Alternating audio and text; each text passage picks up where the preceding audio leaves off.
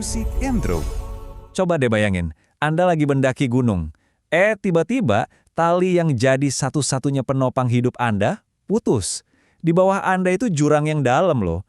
Kayaknya udah gak ada harapan sama sekali.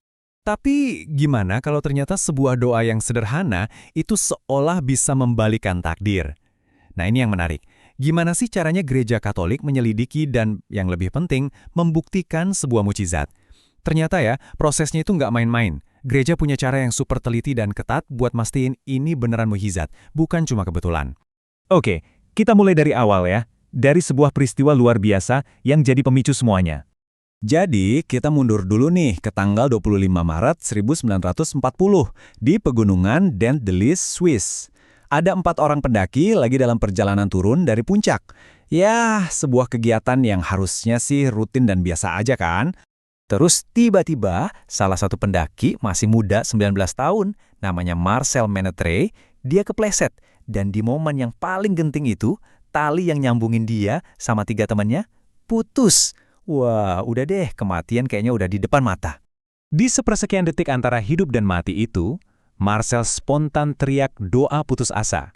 Dan doanya ini ditujukan ke seorang wanita lokal yang udah meninggal puluhan tahun sebelumnya. Dia teriak, "Santa Margaret Base, selamatkan saya." Nah, disinilah terjadi sesuatu yang nggak masuk akal.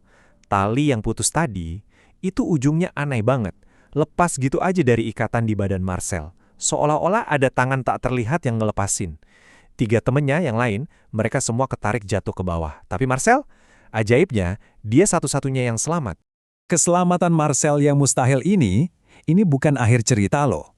Malah sebaliknya, ini justru jadi awal dari sebuah perjalanan panjang yang membawa kita ke salah satu proses paling unik di dunia, kanonisasi. Jadi, kanonisasi itu apa sih? Gampangnya, ini tuh proses resmi dari gereja buat menyatakan kalau seseorang yang sudah meninggal itu sekarang ada di surga. Buat jutaan umat, ini bukan sekedar gelar loh. Ini adalah pengakuan kalau hidup orang ini tuh patut jadi teladan. Dan doanya dari surga itu punya kekuatan. Dan di sini ceritanya jadi makin menarik lagi. Doa Marcel tadi itu kan bukan buat seorang paus atau orang suci yang terkenal, bukan. Tapi buat Margaret Base, cuma seorang penjahit desa yang sederhana dari abad ke-19.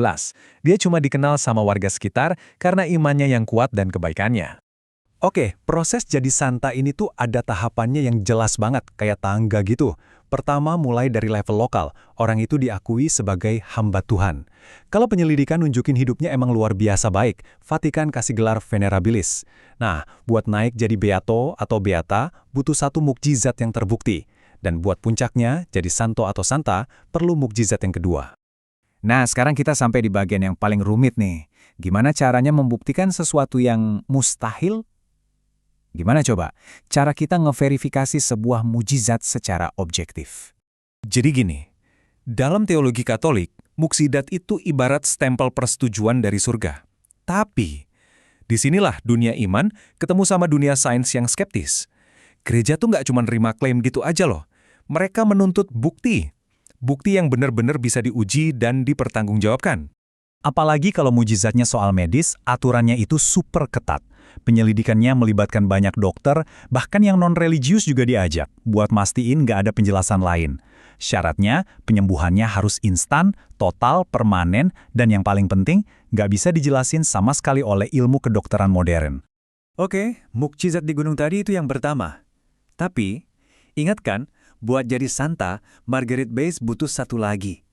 Dan puluhan tahun kemudian, terjadilah sebuah peristiwa yang gak kalah dramatis. Kita lompat sekarang ke tahun 1998. Sebuah mimpi buruk buat semua orang tua jadi kenyataan. Ada seorang balita perempuan umurnya baru 22 bulan kena kecelakaan sama traktor pertanian yang berat banget. Anak itu kalindas. Bisa dibayangin kan paniknya? Dalam ketakutan yang luar biasa, keluarganya cuma bisa berdoa, memohon pertolongan lewat perantaraan Marguerite Base. Tim medis udah siap-siap buat yang terburuk. Logikanya, cedera fatal itu pasti terjadi. Tapi pas mereka periksa anak itu, mereka nemuin sesuatu yang mustahil. Nggak ada satupun tulang yang patah, nggak ada kerusakan organ dalam, nggak ada pendarahan internal.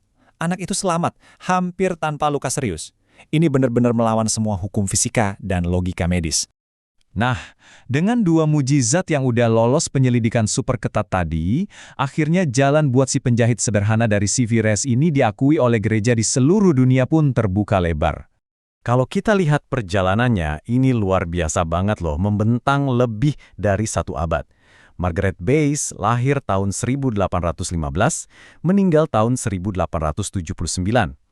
Mukjizat pertamanya terjadi 61 tahun setelah dia meninggal. Terus mukjizat keduanya 58 tahun setelah itu. Dan puncaknya, baru di tahun 2019 dia resmi diangkat jadi santa. Kisah Santa Margaret Bass ini jadi pengingat buat kita semua ya, kalau kekudusan itu seringnya bukan datang dari istana atau panggung yang megah, tapi justru dari kehidupan sehari-hari yang biasa aja yang dijalanin dengan iman yang luar biasa. Dan mungkin ini ninggalin satu pertanyaan buat kita renungkan. Dalam hidup kita masing-masing, pernah nggak sih kita ngalamin sesuatu yang rasanya nggak bisa dijelasin? Sesuatu yang terasa seperti sebuah mujizat.